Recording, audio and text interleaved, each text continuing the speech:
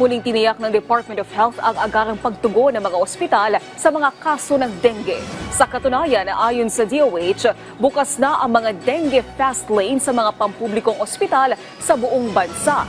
Kasunod dito, muling pinaalalahanan ng ahensya ang ating mga kababayan na agad na magpakonsulta kung nakakaranas sa mga sintomas ng dengue tulad ng hindi nawawalang lagnat, rashes at pananakit ng kasukasuan.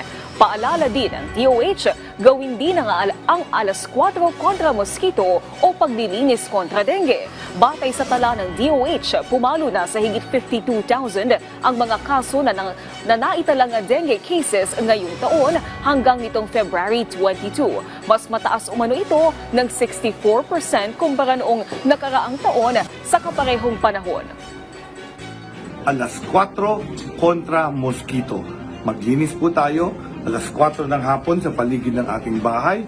Magtaob, magtaktak, magtuyo at magtakip ng mga bagay na pinupuno ng tubig kung saan pwedeng mamugad ang lamok na Aedes na may dalang sakit na dengue.